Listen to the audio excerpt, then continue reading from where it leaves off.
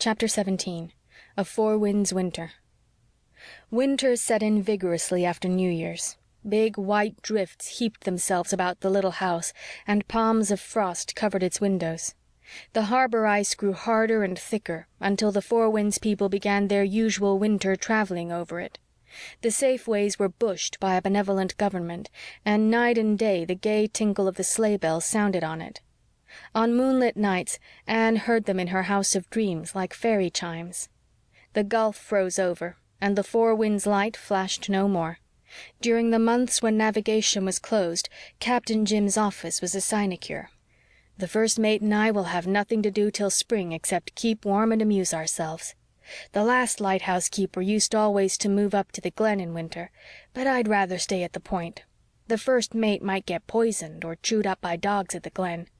It's a mite lonely, to be sure, with neither the light nor the water for company, but if our friends come to see us often, we'll weather it through." Captain Jim had an ice boat, and many a wild, glorious spin Gilbert and Anne and Leslie had over the glib harbor ice with him. Anne and Leslie took long snowshoe tramps together, too, over the fields or across the harbor after storms, or through the woods beyond the Glen. They were very good comrades in their rambles and their fireside communings. Each had something to give the other. Each felt life the richer for friendly exchange of thought and friendly silence. Each looked across the white fields between their homes with a pleasant consciousness of a friend beyond. But in spite of all this, Anne felt that there was always a barrier between Leslie and herself, a constraint that never wholly vanished. "I don't know why I can't get closer to her," Anne said one evening to Captain Jim.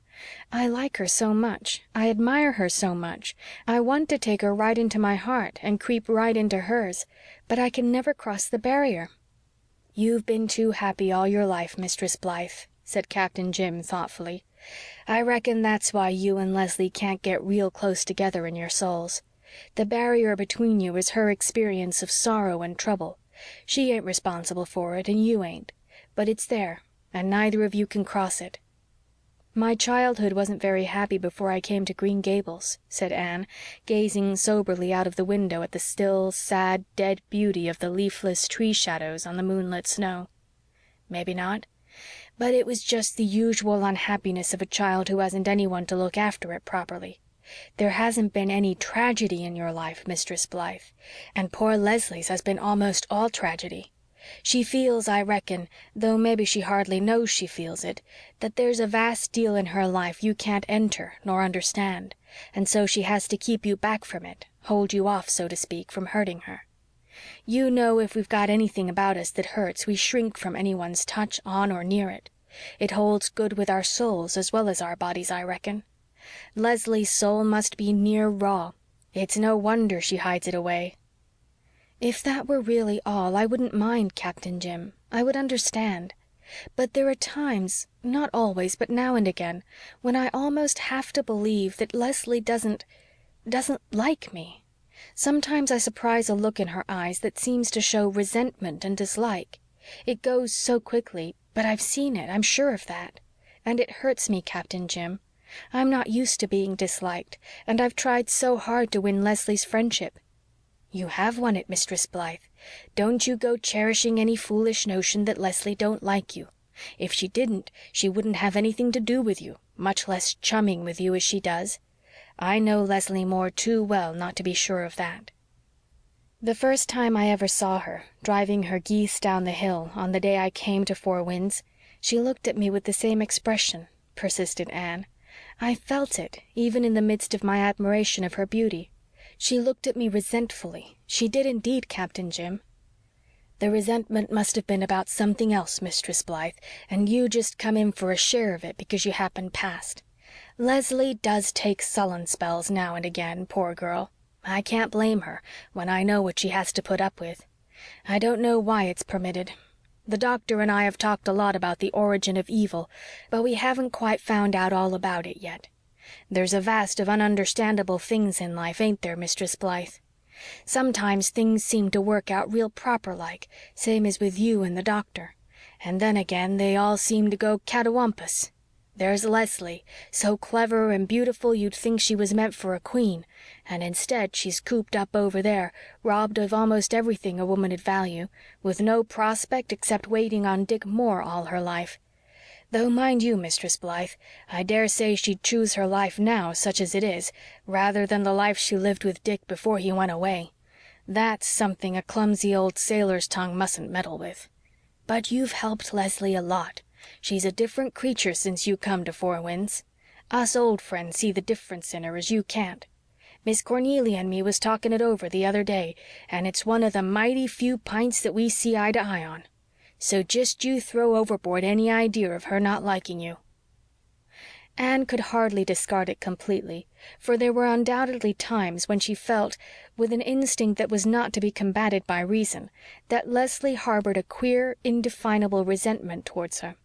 At times this secret consciousness marred the delight of their comradeship.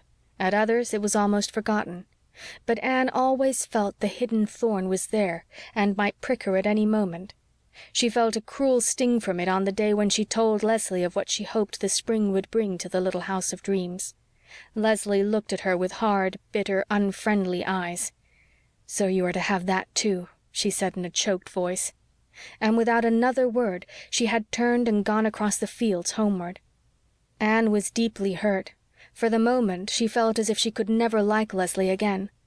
But when Leslie came over a few evenings later she was so pleasant, so friendly, so frank and witty and winsome that Anne was charmed into forgiveness and forgetfulness. Only she never mentioned her darling hope to Leslie again, nor did Leslie ever refer to it. But one evening, when late winter was listening for the word of spring, she came over to the little house for a twilight chat, and when she went away she left a small white box on the table. Anne found it after she was gone and opened it wonderingly. In it was a tiny white dress of exquisite workmanship, delicate embroidery, wonderful tucking, sheer loveliness. Every stitch in it was handwork, and the little frills of lace at neck and sleeves were of real Valenciennes. Lying on it was a card, "With Leslie's love." "What hours of work she must have put on it," said Anne. "And the material must have cost more than she could really afford. It is very sweet of her." But Leslie was brusque and curt when Anne thanked her, and again the latter felt thrown back upon herself. Leslie's gift was not alone in the little house. Miss Cornelia had, for the time being, given up sewing for unwanted, unwelcome eighth babies and fallen to sewing for a very much wanted first one, whose welcome would leave nothing to be desired. Philippa Blake and Diana Wright each sent a marvelous garment, and Mrs. Rachel Lynde sent several, in which good material and honest stitches took the place of embroidery and frills. Anne herself made many, desecrated by no touch of machinery, spending over them the happiest hours of the happy winter. Captain Jim was the most frequent guest of the little house, and none was more welcome. Every day Anne loved the simple-souled, true-hearted old sailor more and more. He was as refreshing as a sea breeze, as interesting as some ancient chronicle. She was never tired of listening to his stories, and his quaint remarks and comments were a continual delight to her. Captain Jim was one of those rare and interesting people who never speak but they say something. The milk of human kindness and the wisdom of the serpent were mingled in his composition in delightful proportions. Nothing ever seemed to put Captain Jim out or depress him in any way. "I've kind of contracted a habit of enjoying things," he remarked once, when Anne had commented on his invariable cheerfulness. "It's got so chronic that I believe I even enjoy the disagreeable things. It's great fun thinking they can't last. 'Old rheumatiz,' says I when it grips me hard, 'you've got to stop aching sometime. The worse you are, the sooner you'll stop, maybe. I'm bound to get the better of you in the long run, whether in the body or out of the body.'"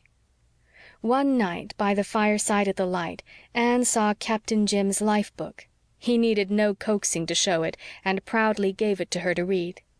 "I writ it to leave to little Joe," he said. "I don't like the idea of everything I've done and seen being clean forgot after I've slipped for my last voyage. Joe, he'll remember it and tell the yarns to his children." It was an old leather-bound book filled with the record of his voyages and adventures. Anne thought what a treasure trove it would be to a writer. Every sentence was a nugget.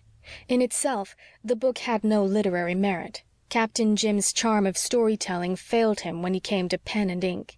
He could only jot roughly down the outline of his famous tales, and both spelling and grammar were sadly askew.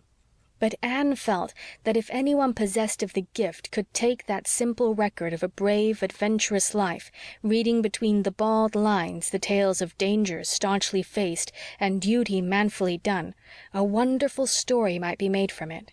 Rich comedy and thrilling tragedy were both lying hidden in Captain Jim's life book, waiting for the touch of the master hand to waken the laughter and grief and horror of thousands. Anne said something of this to Gilbert as they walked home. "Why don't you try your hand at it yourself, Anne?" Anne shook her head. "No, I only wish I could, but it's not in the power of my gift. You know what my forte is, Gilbert, the fanciful, the fairy-like, the pretty. To write Captain Jim's life book as it should be written, one should be a master of vigorous yet subtle style, a keen psychologist, a born humorist and a born tragedian. A rare combination of gifts is needed. Paul might do it if he were older. Anyhow, I'm going to ask him to come down next summer and meet Captain Jim." "Come to this shore," wrote Anne to Paul. "I'm afraid you cannot find here Nora or the Golden Lady or the Twin Sailors, but you will find one old sailor who can tell you wonderful stories." Paul, however, wrote back, saying regretfully that he could not come that year. He was going abroad for 2 years' study. "When I return I'll come to Four Winds, teacher," he wrote. "But meanwhile Captain Jim is growing old," said Anne sorrowfully, "and there is nobody to write his life book." Chapter 18. Spring Days. The ice in the harbor grew black and rotten in the March suns. In April there were blue waters and a windy, white-capped gulf again, and again the Four Winds light begemmed the twilights. "I'm so glad to see it once more," said Anne on the first evening of its reappearance. "I've missed it so all winter. The northwestern sky has seemed blank and lonely without it." The land was tender with brand new, golden green baby leaves. There was an emerald mist on the woods beyond the glen. The seaward valleys were full of fairy mists at dawn. Vibrant winds came and went with salt foam in their breath. The sea laughed and flashed and preened and allured like a beautiful, coquettish woman. The herrings schooled, and the fishing village woke to life. The harbor was alive with white sails making for the channel. The ships began to sail outward and inward again.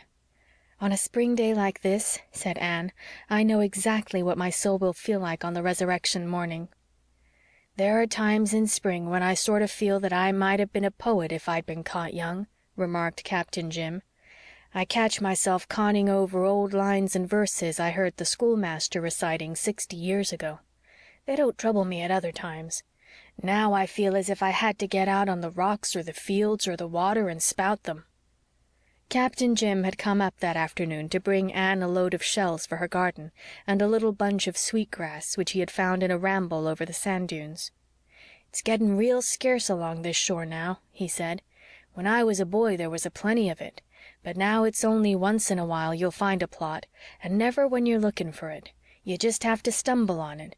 You're walking along the sand hills, never thinking of sweetgrass, and all at once the air is full of sweetness, and there's the grass under your feet. I favor the smell of sweetgrass. It always makes me think of my mother." "She was fond of it?" asked Anne. "Not that I knows on. Dunno's she ever saw any sweetgrass. No, it's because it has a kind of motherly perfume. Not too young, you understand. Something kind of seasoned and wholesome and dependable, just like a mother. The schoolmaster's bride always kept it among her handkerchiefs. You might put that little bunch among yours, Mistress Blythe. I don't like these boughten scents, but a whiff of sweetgrass belongs anywhere a lady does." Anne had not been especially enthusiastic over the idea of surrounding her flower beds with quahog shells. As a decoration they did not appeal to her on first thought, but she would not have hurt Captain Jim's feelings for anything, so she assumed a virtue she did not at first feel and thanked him heartily. And when Captain Jim had proudly encircled every bed with a rim of the big, milk-white shells, Anne found to her surprise that she liked the effect. On a town lawn, or even up at the Glen, they would not have been in keeping, But here, in the old-fashioned sea-bound garden of the little house of dreams, they belonged. "They do look nice," she said sincerely. "The schoolmaster's bride always had cowhawks round her beds," said Captain Jim. "She was a master hand with flowers. She looked at 'em and touched 'em so, and they grew like mad. Some folks have that knack. I reckon you have it too, Mistress Blythe." "Oh, I don't know. But I love my garden, and I love working in it. To potter with green, growing things, watching each day to see the dear new sprouts come up, is like taking a hand in creation, I think. Just now my garden is like faith, the substance of things hoped for. But bide a wee. It always amazes me to look at the little wrinkled brown seeds and think of the rainbows in 'em," said Captain Jim. "When I ponder on them seeds I don't find it nowise hard to believe that we've got souls that'll live in other worlds.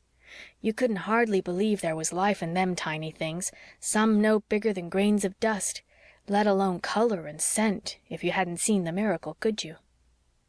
Anne, who was counting her days like silver beads on a rosary, could not now take the long walk to the lighthouse or up the Glen road. But Miss Cornelia and Captain Jim came very often to the little house. Miss Cornelia was the joy of Anne's and Gilbert's existence. They laughed side-splittingly over her speeches after every visit. When Captain Jim and she happened to visit the little house at the same time, there was much sport for the listening. They waged wordy warfare, she attacking, he defending. Anne once reproached the captain for his baiting of Miss Cornelia. "Oh, I do love to set her going, Mistress Blythe," chuckled the unrepentant sinner. "It's the greatest amusement I have in life. That tongue of hers would blister a stone. And you and that young dog of a doctor enjoy listening to her as much as I do." Captain Jim came along another evening to bring Anne some mayflowers. The garden was full of the moist, scented air of a maritime spring evening. There was a milk-white mist on the edge of the sea, with the young moon kissing it, and a silver gladness of stars over the Glen. The bell of the church across the harbor was ringing dreamily sweet. The mellow chime drifted through the dusk to mingle with the soft spring moan of the sea. Captain Jim's mayflowers added the last completing touch to the charm of the night. "I haven't seen any this spring and I've missed them," said Anne, burying her face in them. "They ain't to be found around Four Winds, only in the barrens away behind the Glen up yonder. I took a little trip today to the land of nothing to do and hunted these up for you. I reckon they're the last you'll see this spring, for they're nearly done." "How kind and thoughtful you are, Captain Jim. Nobody else, not even Gilbert," with a shake of her head at him, "remembered that I always long for mayflowers in the spring." "Well, I had another errand, too. I wanted to take Mr. Howard back yonder a mess of trout. He likes one occasional, and it's all I can do for a kindness he did me once. I stayed all the afternoon and talked to him. He likes to talk to me, though he's a highly educated man, and I'm only an ignorant old sailor, because he's one of the folks that's got to talk, or they're miserable, and he finds listeners scarce round here. The Glen folks might shy of him because they think he's an infidel. He ain't that far gone exactly. Few men is, I reckon. But he's what you might call a heretic. Heretics are wicked, but they're mighty interesting. It's just that they've got sort of lost looking for God, being under the impression that he's hard to find, which he ain't never. Most of 'em blunder to him after a while, I guess. I don't think listening to Mr. Howard's arguments is likely to do me much harm. Mind you, I believe what I was brought up to believe. It saves a vast bother. And back of it all, God is good. The trouble with Mr. Howard is that he's a little too clever. He thinks that he's bound to live up to his cleverness, and that it's smarter to thrash out some new way of getting to heaven than to go by the old track the common ignorant folks is traveling. But he'll get there sometime, all right, and then he'll laugh at himself." "Mr. Howard was a Methodist to begin with," said Miss Cornelia, as if she thought he had not far to go from that to heresy. "Do you know, Cornelia," said Captain Jim gravely, "I've often thought that if I wasn't a Presbyterian I'd be a Methodist." "Oh, well," conceded Miss Cornelia, "if you weren't a Presbyterian it wouldn't matter much what you were. Speaking of heresy reminds me, Doctor, I've brought back that book you lent me, that Natural Law in the Spiritual World. I didn't read more'n a word of it. I can read sense and I can read nonsense, but that book is neither the one nor the other." "It is considered rather heretical in some quarters," admitted Gilbert. "But I told you that before you took it, Miss Cornelia." "Oh, I wouldn't have minded its being heretical. I can stand wickedness, but I can't stand foolishness," said Miss Cornelia calmly, and with the air of having said the last thing there was to say about natural law. "Speaking of books, a mad love come to an end at last 2 weeks ago," remarked Captain Jim musingly. "It run to 103 chapters. When they got married the book stopped right off, so I reckon their troubles were all over. It's real nice that that's the way in books anyhow, isn't it, even if 'tisn't so anywhere else?" "I never read novels," said Miss Cornelia. "Did you hear how Geordie Russell was today, Captain Jim?" "Yes, I called in on my way home to see him. He's getting around all right, but stewing in a broth of trouble as usual, poor man. Course he brews up most of it for himself, but I reckon that don't make it any easier to bear. He's an awful pessimist." "Well, no, he ain't a pessimist exactly, Cornelia. He only just never finds anything that suits him." "And isn't that a pessimist?" "No, no. A pessimist is one who never expects to find anything to suit him. Geordie ain't got that far yet." "You'd find something good to say of the devil himself, Jim Boyd." "Well, you've heard the story of the old lady who said he was persevering. But no, Cornelia, I've nothing good to say of the devil." "Do you believe in him at all?" asked Miss Cornelia seriously. "How can you ask that when you know what a good Presbyterian I am, Cornelia? How could a Presbyterian get along without a devil?" "Do you?" persisted Miss Cornelia. Captain Jim suddenly became grave. "I believe in what I heard a minister once call a mighty and malignant and intelligent power of evil working in the universe," he said solemnly. "I do that, Cornelia. You can call it the devil, or the principle of evil, or the old scratch, or any name you like. It's there, and all the infidels and heretics in the world can't argue it away, any more'n they can argue God away. It's there, and it's working. But mind you, Cornelia, I believe it's going to get the worst of it in the long run."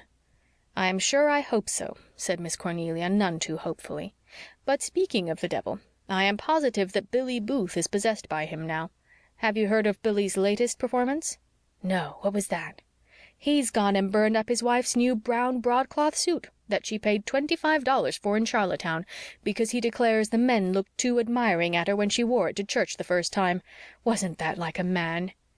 "Mistress Booth is mighty pretty, and brown's her color," said Captain Jim reflectively. "Is that any good reason why he should poke her new suit into the kitchen stove? Billy Booth is a jealous fool, and he makes his wife's life miserable. She's cried all the week about her suit. Oh, Anne, I wish I could write like you, believe me. Wouldn't I score some of the men around here?" "Those Booths are all a mite queer," said Captain Jim. "Billy seemed the sanest of the lot till he got married, and then this queer jealous streak cropped out in him. His brother Daniel, now, was always odd. Took tantrums every few days or so and wouldn't get out of bed," said Miss Cornelia with a relish. "His wife would have to do all the barn work till he got over his spell. When he died people wrote her letters of condolence. If I'd written anything it would have been one of congratulation. Their father, old Abram Booth, was a disgusting old sot. He was drunk at his wife's funeral and kept reeling round and hiccuping, 'I didn't drink much, but I feel awfully queer.'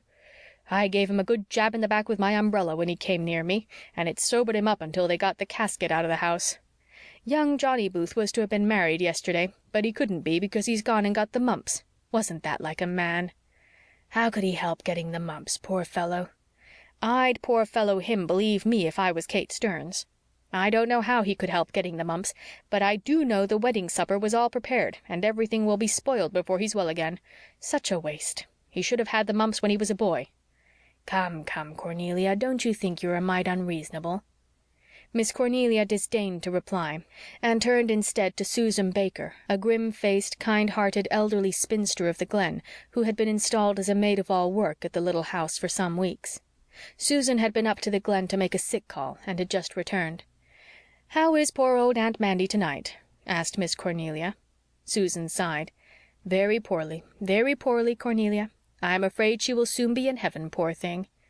"Oh, surely it's not so bad as that," exclaimed Miss Cornelia sympathetically. Captain Jim and Gilbert looked at each other. Then they suddenly rose and went out. "There are times," said Captain Jim between spasms, "when it would be a sin not to laugh. Them two excellent women." Chapter 19. Dawn and Dusk. In early June, when the sand hills were a great glory of pink wild roses, and the glen was smothered in apple blossoms, Marilla arrived at the little house, accompanied by a black horsehair trunk patterned with brass nails, which had reposed undisturbed in the Green Gables garret for half a century. Susan Baker, who during her few weeks' sojourn in the little house had come to worship young Mrs. Doctor, as she called Anne, with blind fervor, looked rather jealously askance at Marilla at first.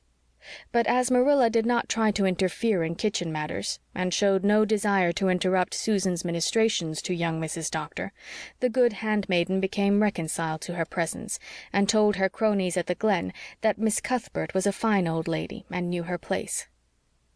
One evening, when the sky's limpid bowl was filled with a red glory, and the robins were thrilling the golden twilight with jubilant hymns to the stars of evening, there was a sudden commotion in the little house of dreams. Telephone messages were sent up to the Glen. Dr. Dave and a white-capped nurse came hastily down. Marilla paced the garden walks between the quahog shells, murmuring prayers between her set lips, and Susan sat in the kitchen with cotton wool in her ears and her apron over her head. Leslie, looking out from the house up the brook, saw that every window of the little house was alight, and did not sleep that night. The June night was short, but it seemed an eternity to those who waited and watched. "Oh, will it never end?" said Marilla. Then she saw how grave the nurse and Dr. Dave looked, and she dared ask no more questions. Suppose Anne— But Marilla could not suppose it. "Do not tell me," said Susan fiercely, answering the anguish in Marilla's eyes, "that God could be so cruel as to take that darling lamb for us when we all love her so much." "He has taken others as well, beloved," said Marilla hoarsely. But at dawn, when the rising sun rent apart the mists hanging over the sandbar and made rainbows of them, joy came to the little house. Anne was safe, and a wee white lady with her mother's big eyes was lying beside her. Gilbert, his face gray and haggard from his night's agony, came down to tell Marilla and Susan. "Thank God," shuddered Marilla. Susan got up and took the cotton wool out of her ears. "Now for breakfast," she said briskly. "I am of the opinion that we will all be glad of a bite and sup. You tell young Mrs. Doctor not to worry about a single thing. Susan is at the helm. You tell her just to think of her baby." Gilbert smiled rather sadly as he went away. Anne, her pale face blanched with its baptism of pain, her eyes aglow with the holy passion of motherhood, did not need to be told to think of her baby. She thought of nothing else. For a few hours she tasted of happiness so rare and exquisite that she wondered if the angels in heaven did not envy her. "Little Joyce," she murmured when Marilla came in to see the baby. "We planned to call her that if she were a girlie. There were so many we would have liked to name her for, we couldn't choose between them, so we decided on Joyce. We can call her Joy for short. Joy. It suits so well. Oh, Marilla, I thought I was happy before. Now I know that I just dreamed a pleasant dream of happiness. This is the reality." "You mustn't talk, Anne. Wait till you're stronger," said Marilla warningly. "You know how hard it is for me not to talk," smiled Anne. At first she was too weak and too happy to notice that Gilbert and the nurse looked grave and Marilla sorrowful. Then, as subtly and coldly and remorselessly as a sea fog stealing landward, fear crept into her heart. Why was not Gilbert gladder? Why would he not talk about the baby? Why would they not let her have it with her after that first heavenly, happy hour? Was there anything wrong? "Gilbert," whispered Anne imploringly, "the baby is all right, isn't she? Tell me. Tell me." Gilbert was a long while in turning round. Then he bent over Anne and looked in her eyes. Marilla, listening fearfully outside the door, heard a pitiful, heartbroken moan and fled to the kitchen where Susan was weeping. "Oh, the poor lamb, the poor lamb! How can she bear it, Miss Cuthbert? I am afraid it will kill her. She has been that built up and happy, longing for that baby and planning for it. Cannot anything be done nohow, Miss Cuthbert?" "I'm afraid not, Susan. Gilbert says there is no hope. He knew from the first the little thing couldn't live." "And it is such a sweet baby," sobbed Susan. "I never saw one so white. They're mostly red or yellow. And it opened its big eyes as if it was months old. The little, little thing. Oh, the poor young Mrs. Doctor." At sunset the little soul that had come with the dawning went away, leaving heartbreak behind it. Miss Cornelia took the wee white lady from the kindly but stranger hands of the nurse, and dressed the tiny waxen form in the beautiful dress Leslie had made for it. Leslie had asked her to do that. Then she took it back and laid it beside the poor, broken, tear-blinded little mother. "The Lord has given and the Lord has taken away, dearie," she said through her own tears. "Blessed be the name of the Lord." Then she went away, leaving Anne and Gilbert alone together with their dead. The next day the small white joy was laid in a velvet casket which Leslie had lined with apple blossoms, and taken to the graveyard of the church across the harbor. Miss Cornelia and Marilla put all the little love-made garments away, together with the ruffled basket which had been befrilled and belaced for dimpled limbs and downy head. Little Joy was never to sleep there. She had found a colder, narrower bed. "This has been an awful disappointment to me," sighed Miss Cornelia. "I've looked forward to this baby, and I did want it to be a girl, too." "I can only be thankful that Anne's life was spared," said Marilla with a shiver, recalling those hours of darkness when the girl she loved was passing through the valley of the shadow. "Poor, poor lamb, her heart is broken," said Susan. "I envy Anne," said Leslie suddenly and fiercely. "And I'd envy her even if she had died. She was a mother for one beautiful day. I'd gladly give my life for that." "I wouldn't talk like that, Leslie, dearie," said Miss Cornelia deprecatingly. She was afraid that the dignified Miss Cuthbert would think Leslie quite terrible. Anne's convalescence was long and made bitter for her by many things. The bloom and sunshine of the Four Winds world grated harshly on her. And yet, when the rain fell heavily, she pictured it beating so mercilessly down on that little grave across the harbor. And when the wind blew around the eaves, she heard sad voices in it that she had never heard before. Kindly callers heard her, too, with the well-meant platitudes with which they strove to cover the nakedness of bereavement. A letter from Phil Blake was an added sting. Phil had heard of the baby's birth, but not of its death, and she wrote Anne a congratulatory letter of sweet mirth which hurt her horribly. "I would have laughed over it so happily if I had my baby," she sobbed to Marilla. "But when I haven't it just seems like wanton cruelty, though I know Phil wouldn't hurt me for the world. Oh, Marilla, I don't see how I can ever be happy again. Everything will hurt me all the rest of my life." "Time will help you," said Marilla, who was racked with sympathy but could never learn to express it in other than age-worn formulas. "It doesn't seem fair," said Anne rebelliously. "Babies are born and live where they are not wanted, where they will be neglected, where they will have no chance. I would have loved my baby so, and cared for it so tenderly, and tried to give her every chance for good, and yet I wasn't allowed to keep her."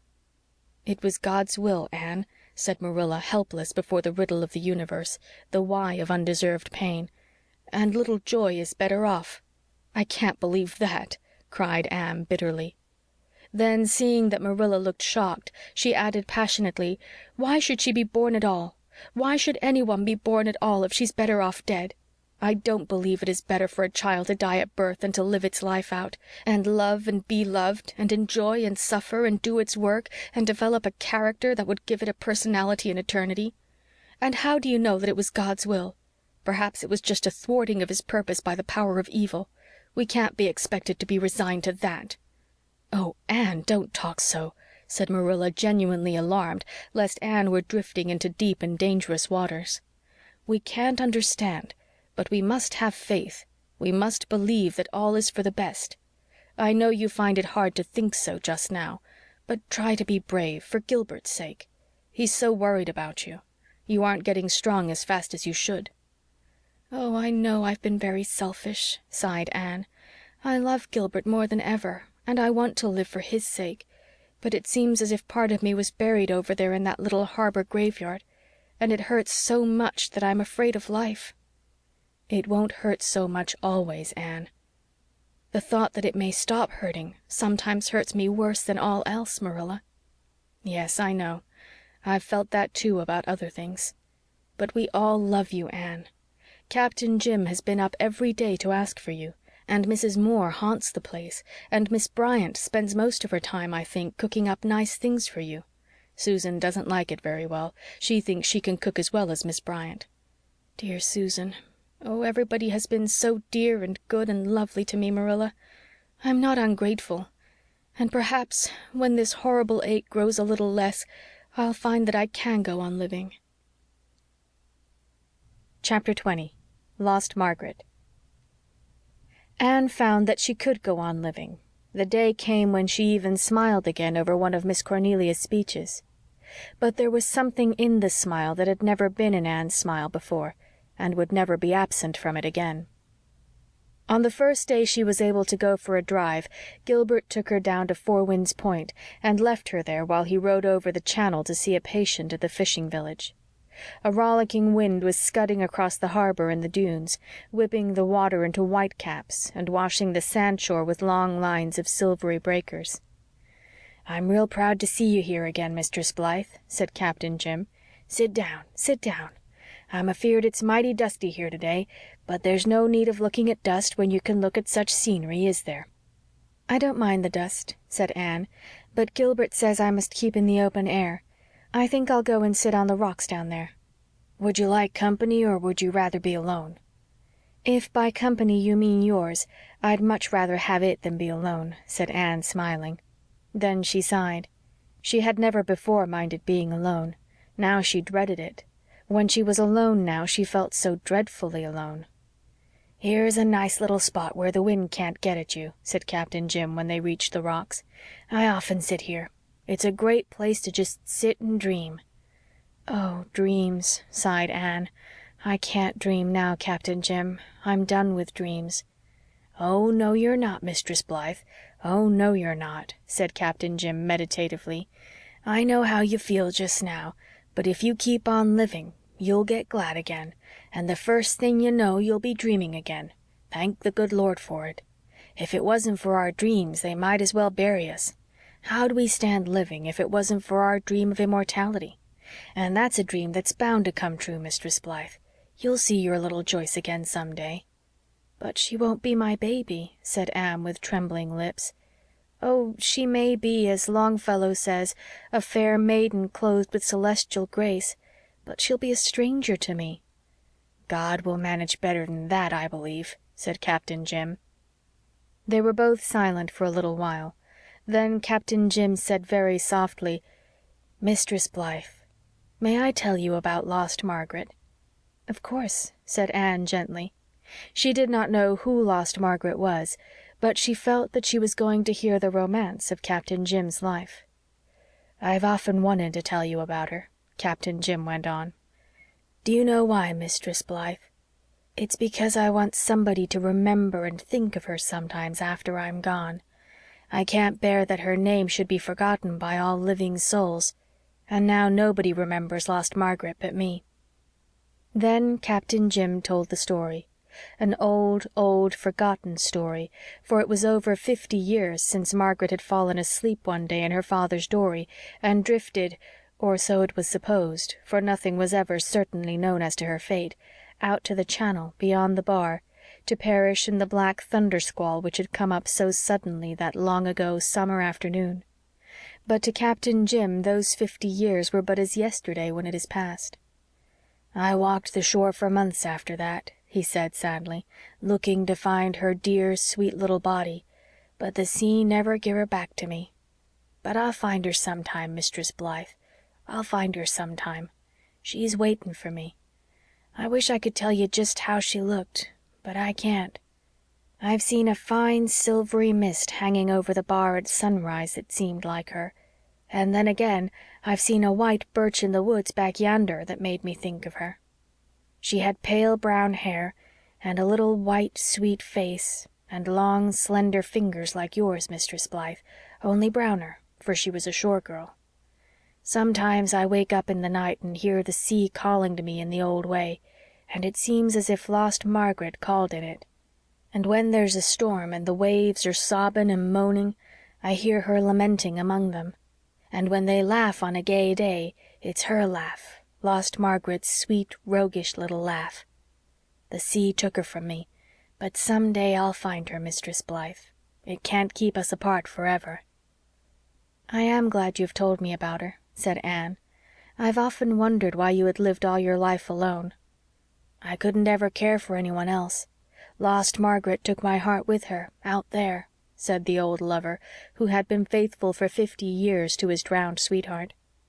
"You won't mind if I talk a good deal about her, will you, Mistress Blythe? It's a pleasure to me, for all the pain went out of her memory years ago and just left its blessing. I know you'll never forget her, Mistress Blythe.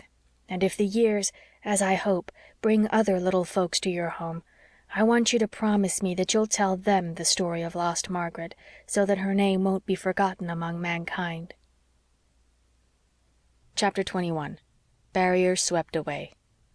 "Anne," said Leslie, breaking abruptly a short silence, "you don't know how good it is to be sitting here with you again, working and talking and being silent together." They were sitting among the blue-eyed grasses on the bank of the brook in Anne's garden. The water sparkled and crooned past them. The birches threw dappled shadows over them. Roses bloomed among the walks. The sun was beginning to be low, and the air was full of woven music. There was one music of the wind in the firs behind the house, and another of the waves on the bar, and still another from the distant bell of the church near which the wee white lady slept. Anne loved that bell, though it brought sorrowful thoughts now. She looked curiously at Leslie, who had thrown down her sewing and spoken with a lack of restraint that was very unusual with her.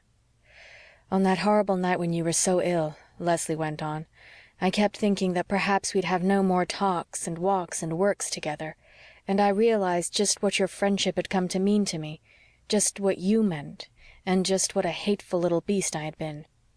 "Leslie, Leslie, I never allow anyone to call my friends names." "It's true. That's exactly what I am, a hateful little beast. There's something I've got to tell you, Anne. I suppose it will make you despise me, but I must confess it. Anne, there have been times this past winter and spring when I have hated you."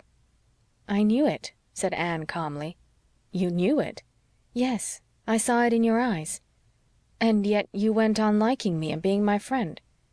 "Well, it was only now and then you hated me, Leslie. Between times you loved me, I think."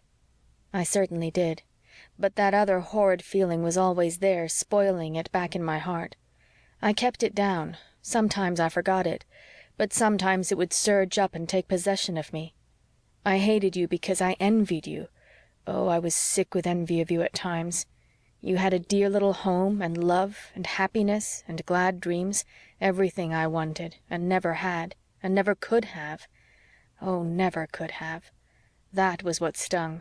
I wouldn't have envied you if I'd had any hope that life would ever be different for me. But I hadn't, and it didn't seem fair. It made me rebellious, and it hurt me. And so I hated you at times.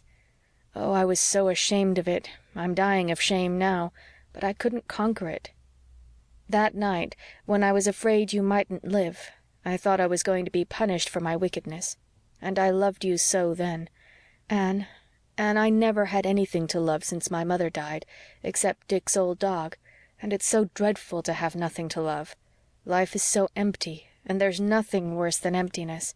And I might have loved you so much, and that horrible thing had spoiled it." Leslie was trembling and growing almost incoherent with the violence of her emotion. "Don't, Leslie," implored Anne. "Oh, don't. I understand. Don't talk of it any more." "I must. When I knew you were going to live, I vowed that I would tell you as soon as you were well, that I wouldn't go on accepting your friendship and companionship without telling you how unworthy I was of it, and I've been so afraid it would turn you against me. You needn't fear that, Leslie. Oh, I'm so glad, Anne." Leslie clasped her brown, work-hardened hands tightly together to still their shaking. "But I want to tell you everything now I've begun. You don't remember the first time I saw you, I suppose. It wasn't that night on the shore." "No, it was the night Gilbert and I came home. You were driving your geese down the hill.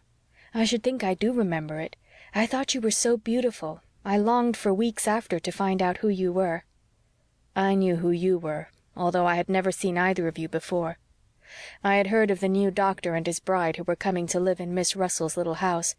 I I hated you that very moment, Anne." "I felt the resentment in your eyes. Then I doubted. I thought I must be mistaken, because why should it be?" "It was because you looked so happy. Oh, you'll agree with me now that I am a hateful beast, to hate another woman just because she was happy, and when her happiness didn't take anything from me. That was why I never went to see you. I knew quite well I ought to go. Even our simple Four Winds customs demanded that.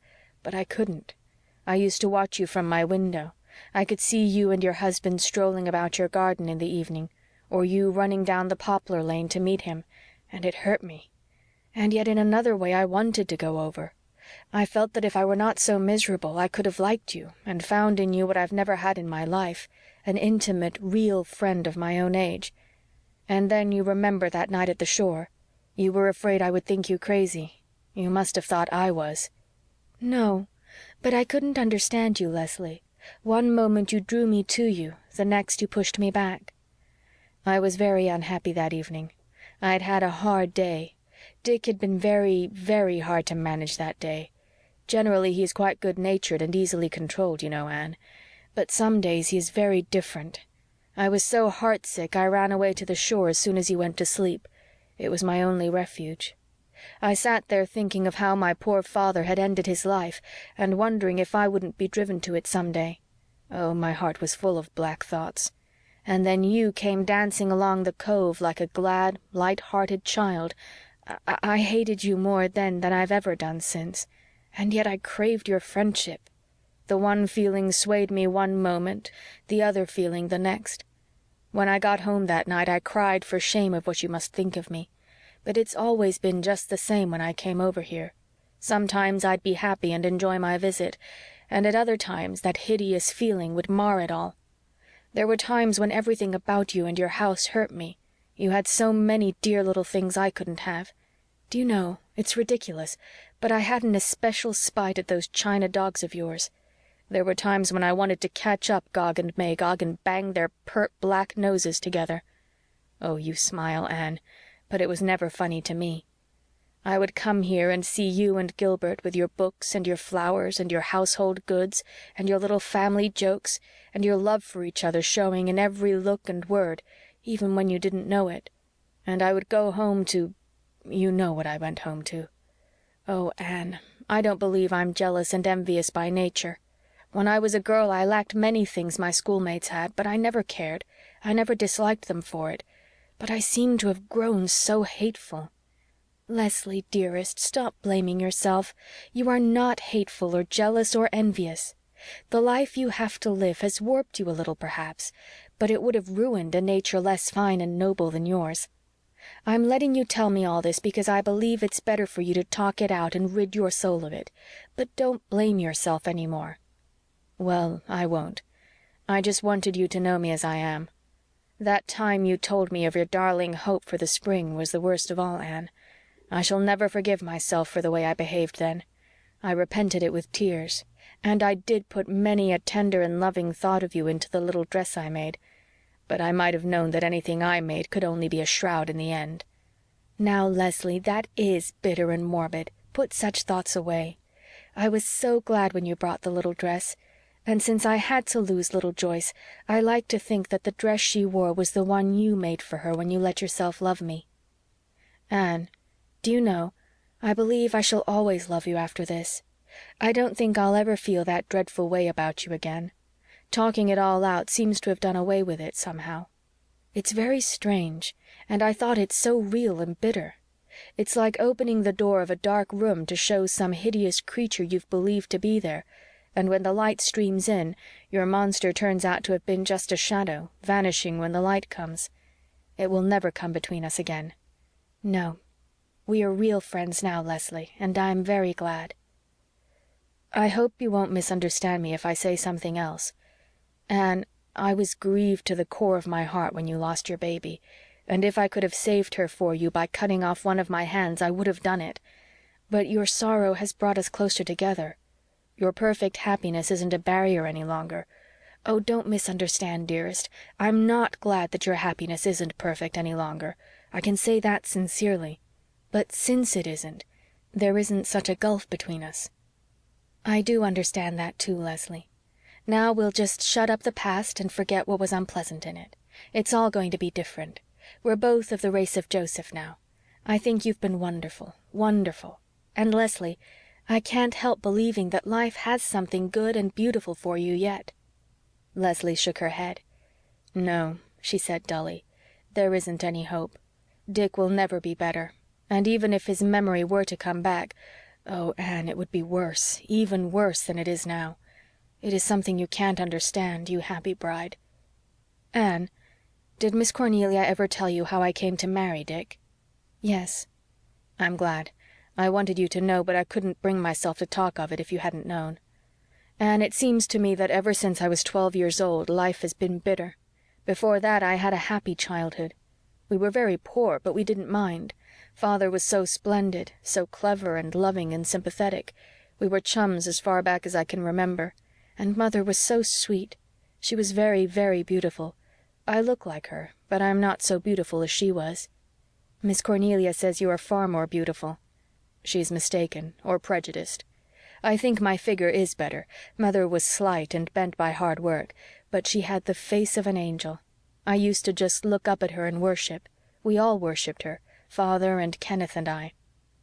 Anne remembered that Miss Cornelia had given her a very different impression of Leslie's mother. But had not love the truer vision? Still, it was selfish of Rose West to make her daughter marry Dick Moore. "Kenneth was my brother," went on Leslie. "Oh, I can't tell you how I loved him. And he was cruelly killed. Do you know how?" "Yes." "Anne, I saw his little face as the wheel went over him. He fell on his back. Anne, I can see it now. I shall always see it. Anne, all I ask of heaven is that that recollection shall be blotted out of my memory. Oh, my God!" "Leslie, don't speak of it. I know the story. Don't go into details that only harrow your soul up unavailingly. It will be blotted out." After a moment's struggle, Leslie regained a measure of self-control. "Then my father's health got worse and he grew despondent. His mind became unbalanced. You've heard all that, too." "Yes." "After that I just had Mother to live for. But I was very ambitious. I meant to teach and earn my way through college. I meant to climb to the very top. Oh, I won't talk of that either. It's no use. You know what happened. I couldn't see my dear little heartbroken mother, who had been such a slave all her life, turned out of her home. Of course I could have earned enough for us to live on, but Mother couldn't leave her home. She had come there as a bride, and she had loved my father so, and all her memories were there. Even yet, Anne, when I think that I made her last year happy, I'm not sorry for what I did. As for Dick, I didn't hate him when I married him. I just felt for him the indifferent, friendly feeling I had for most of my schoolmates. I knew he drank some, but I had never heard the story of the girl down at the fishing cove. If I had, I couldn't have married him, even for Mother's sake. Afterwards, I did hate him, but Mother never knew. She died, and then I was alone. I was only 17 and I was alone. Dick had gone off in the Four Sisters. I hoped he wouldn't be home very much more. The sea had always been in his blood. I had no other hope. Well, Captain Jim brought him home, as you know, and that's all there is to say. You know me now, Anne, the worst of me. The barriers are all down. And you still want to be my friend?" Anne looked up through the birches at the white paper lantern of a half moon drifting downwards to the gulf of sunset. Her face was very sweet. "I am your friend, and you are mine, for always," she said. "Such a friend as I never had before. I have had many dear and beloved friends, but there is a something in you, Leslie, that I never found in anyone else. You have more to offer me in that rich nature of yours, and I have more to give you than I had in my careless girlhood. We are both women, and friends forever." They clasped hands and smiled at each other through the tears that filled the gray eyes and the blue. Chapter 22. Miss Cornelia arranges matters. Gilbert insisted that Susan should be kept on at the little house for the summer. Anne protested at first. "Life here with just the two of us is so sweet, Gilbert. It spoils it a little to have anyone else. Susan is a dear soul, but she's an outsider. It won't hurt me to do the work here." "You must take your doctor's advice," said Gilbert. There's an old proverb to the effect that shoemakers' wives go barefoot and doctors' wives die young. I don't mean that it shall be true in my household. You will keep Susan until the old spring comes back into your step and those little hollows on your cheeks fill out. You just take it easy, Mrs. Doctor, dear," said Susan, coming abruptly in. "Have a good time and do not worry about the pantry. Susan is at the helm. There is no use in keeping a dog and doing your own barking. I am going to take your breakfast up to you every morning." "Indeed you are not," laughed Anne. "I agree with Miss Cornelia that it's a scandal for a woman who isn't sick to eat her breakfast in bed, and almost justifies the men in any enormities." "Oh, Cornelia," said Susan with ineffable contempt. "I think you have better sense, Mrs. Doctor, dear, than to heed what Cornelia Bryant says. I cannot see why she must always be running down the men, even if she is an old maid. I am an old maid, but you never hear me abusing the men. I like 'em. I would have married one if I could. Is it not funny nobody ever asked me to marry him, Mrs. Doctor, dear? I am no beauty, but I am as good looking as most of the married women you see. But I never had a beau. What do you suppose is the reason?" "It may be predestination," suggested Anne with unearthly solemnity. Susan nodded. "That is what I have often thought, Mrs. Doctor, dear, and a great comfort it is. I do not mind nobody wanting me if the Almighty decreed it so for his own wise purposes.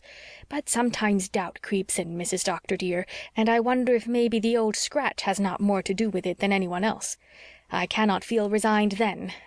But maybe," added Susan, brightening up, "I will have a chance to get married yet. I often and often think of the old verse my aunt used to repeat. 'There never was a goose so gray but sometime soon or late some honest gander came her way and took her for his mate.' A woman cannot ever be sure of not being married till she is buried, Mrs. Doctor, dear, and meanwhile I will make a batch of cherry pies. I notice the doctor favors them, and I do like cooking for a man who appreciates his victuals." Miss Cornelia dropped in that afternoon puffing a little. "I don't mind the world or the devil much, but the flesh does rather bother me," she admitted. "You always look as cool as a cucumber, Anne dearie. Do I smell cherry pie? If I do, ask me to stay to tea. Haven't tasted a cherry pie this summer. My cherries have all been stolen by those scamps of Gilman boys from the Glen." "Now, now, Cornelia," remonstrated Captain Jim, who had been reading a sea novel in a corner of the living room. "You shouldn't say that about those two poor motherless Gilman boys unless you've got certain proof. Just because their father ain't none too honest isn't any reason for calling them thieves. It's more likely it's been the robins took your cherries. They're turrible thick this year." "Robins," said Miss Cornelia disdainfully. "Humph! Two-legged robins, believe me." "Well, most of the Four Winds robins are constructed on that principle," said Captain Jim gravely. Miss Cornelia stared at him for a moment. Then she leaned back in her rocker and laughed long and ungrudgingly. "Well, you have got one on me at last, Jim Boyd, I'll admit. Just look how pleased he is, Anne dearie, grinning like a chessy cat. As for the robin's legs, if robins have great, big, bare, sunburned legs with ragged trousers hanging on 'em, such as I saw up in my cherry tree one morning at sunrise last week, I'll beg the Gilman boys' pardon. By the time I got down they were gone. I couldn't understand how they had disappeared so quick, but Captain Jim has enlightened me. They flew away, of course." Captain Jim laughed and went away, regretfully declining an invitation to stay to supper and partake of cherry pie. "I'm on my way to see Leslie and ask her if she'll take a boarder," Miss Cornelia resumed. "I'd a letter yesterday from a Mrs. Daly in Toronto, who boarded a spell with me 2 years ago. She wanted me to take a friend of hers for the summer. His name is Owen Ford, and he's a newspaper man, and it seems he's a grandson of the schoolmaster who built this house. John Selwyn's oldest daughter married an Ontario man named Ford, and this is her son. He wants to see the old place his grandparents lived in.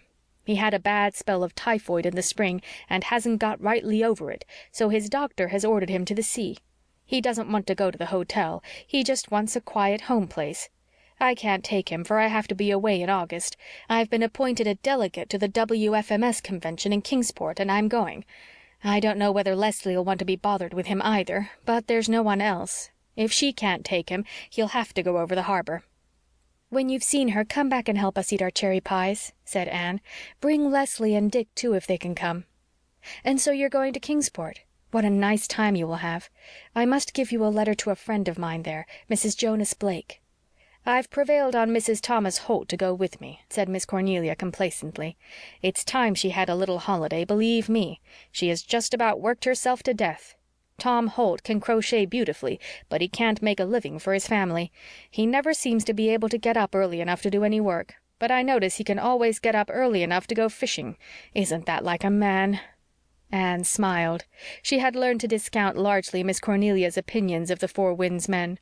Otherwise she must have believed them the most hopeless assortment of reprobates and ne'er-do-wells in the world, with veritable slaves and martyrs for wives. This particular Tom Holt, for example, she knew to be a kind husband, a much-loved father, and an excellent neighbor. If he were rather inclined to be lazy, liking better the fishing he had been born for than the farming he had not, and if he had a harmless eccentricity for doing fancy work, nobody save Miss Cornelia seemed to hold it against him. His wife was a hustler who gloried in hustling. His family got a comfortable living off the farm, and his strapping sons and daughters, inheriting their mother's energy, were all in a fair way to do well in the world. There was not a happier household in Glen St. Mary than the Holts. Miss Cornelia returned satisfied from the house up the brook. "Leslie's going to take him," she announced. "She jumped at the chance.